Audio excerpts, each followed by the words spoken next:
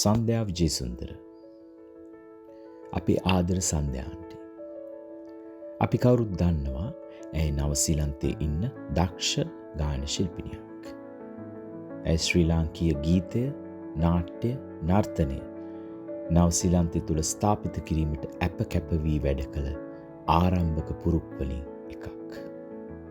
2014 වසරේ මගේ කුළුඳුන් නිර්මාණය වූ සත්‍ය ඇනගසයි වේදිකා නාට්‍යයේ රංගනයෙන් දායක වීමට ඒ වන විටත් ප්‍රවීණ රංගන ශිල්පිනියක් වී සිටි ඇය නිහතමානී වුණා. ඕනෑම අභියෝගාත්මක චරිතයක් චරිතවත් කළ හැකි ඇයගේ මා සිත්ගත්ම රංගනය ලෙස තවමත් සිතේ රැඳී තිබෙන්නේ අසීසියේ ශුද්ධෝ ෆ්‍රැන්සිස් මුනිදුන්ගේ මව වූ පීකා ලෙස ඇය ඉදිරිපත් කළ විශිෂ්ට රංගනයයි. සන්ධ්‍යාන්ටි.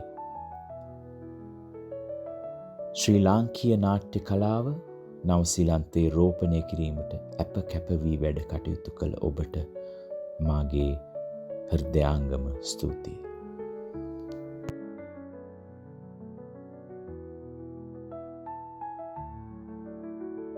මම සන්ධ්‍යා විජේසුන්දර.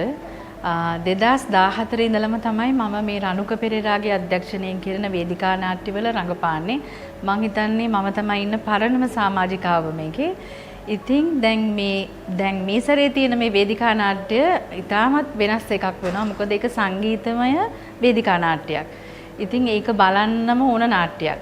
ඉතින් අපි හැමෝම ඔයගලන්ට ආරාධනා කරනවා මාර්තු 15 16 සෙනසුරාදා ඉරිදා දෙකකම බලන්න අවස්ථාව තියෙනවා. ඉතින් ඔයගොල්ලෝ හැමෝම එන්න. මම ඒකේ රංගපාන චරිතය තමයි රැජිනකගේ චරිතය. ඉතින් ඔය හැමෝටම ආරාධනා කරනවා නැවතත් ඇවිල්ලා මේක නරඹලා සන්තෝෂ වෙන්න කියලා. ස්තුතියි.